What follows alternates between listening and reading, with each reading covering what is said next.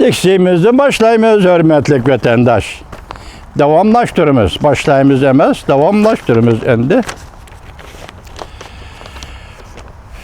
Bugünkü ıslaq 2020 yıl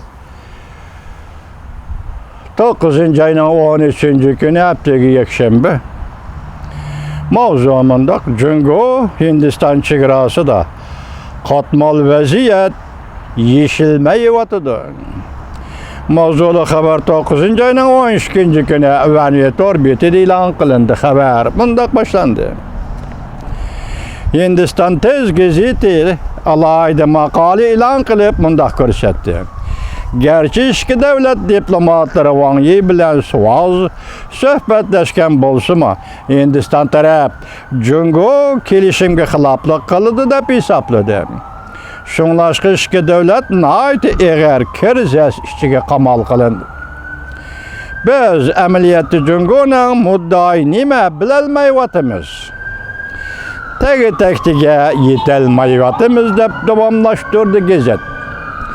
Belki en mühimi Tibet meselesidir vaziyet. Belki 20. asırın 50. yıllardaki yamallaşıp ketişi mümkün. Jungo Tibet territoriyasını tizginleşti, müstahkemleşti arzu kılıdı. 20. asırın 50. yıllarda Beycan, Hindistan, Nepal, belki Amerika'nın yardımı arkalık. 50. yıllarda Beycan, Hindistan, Nepal, belki Amerika'nın yardımı arkalık Tibet'te karşılaşış meydanı hasıl kıldı. Dep ensireydik, meydanı hasıl kıldı dep ensireydim. Hazır mı bu korulma karakterlik meselenin mühimliği kemip kalgını yok. Hindistan'ın tizgiziti davatideki Tibet meselesi korulma karakterlik mesele. 50. yılı mundaq idi. Bugün hem şundaq 50. yılı qaytıp baramdı yok. 50. yıldaki vaziyet hazır Hindistan Jungo chegarasida de payda bolamdı yok.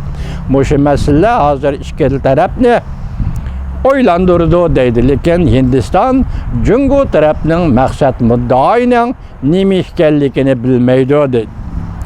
Tibet meselesi de Hindistan Dalai Lama'ga panahlık bergenligi üçün Jungo perişan halatda turib geldi. Hindistan hiç qandaq iş qilmagan taqdirda mı? Jungo yanıla Tibet meselesi de Hindistan bir tahdid deb qaraydi. Bu qatam Hindistan Jungo vaqtliq kelishimining oldingi sharti Tibet meselesi tizginlash kerak deb o'tirib qo'yildi. Demek bu qatamki Moskova'daki iki devlet tashqi ishlar ministerlarining suhbatida mühim mesele Tibet tizginlanishi kerak yoki Tibet meselesi tizginlanishi kerak deb oldingi shart qilib o'tirg'i qo'ydi deydi. Bu yig'inmi sirliq bir yig'in bo'lyapti vatandosh diqqat qilamizmi? O'tirib qo'yildi deydi. Yaqinqi yillardan beri biz Jungoning maqsad muddalarini bilolmagandek Jungo mu hem biz Hindistan'ın maksat muddalarini bilelmeydi. Mana gapga qaram. Jungo'nun maksat muddalarini nima biz bilmaymiz. Hükümet dercilik gazet yoki Hindistan şunu deyatıdı. Şundaqlı Hindistan'ın gazeti nima deydi? Jungo mu hem bizden maksat muddalarımızı bilelmeydi. Demek bir yerde maksat mudda, siyasi maksat, siyasi mudda hazır iki devletli özüra belgelenip boldu. Lekin bir bilmeyivatıdı degelli gapı. Jungo'da ideologiya texmi cho'ng qora, mustabidizmga qarab taraqqiy qilyapti. Mahiyeti Jungo'da milletçilik deveylep gelip özünün hukuk gücünü mustahkemleşke uğrunavatıdır. Yani ideologiya milletçilik ideologiya bolavatıdır dedi. Bir yerde siz ki bizge dikkat noktası nime de çıktı desiniz hazır. Tibet meselesi Jungo nime oylavatıdır, biz nime oylavatımız. Elaka Beycanlık alim Wuchang'ın sözünü silahı dedi koşun ama hazır biz Şinjan'da meselelerini bir taraf kılışta Tibet'te meselelerini bir taraf kılışta doğru bir taraf kılamıdık. Şuna Hindistan askerleri çigirağı toplandı. Yaki çigirağı Hindistan bir günü undak sebep bilen, bir günü mundak sebep bilen mesele çıkarıvatıdı dedi.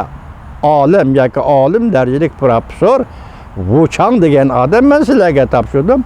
Hazır Biyadişki devletinin maksidi bir-biriga yan emas. Bu bir gep vatandaşa.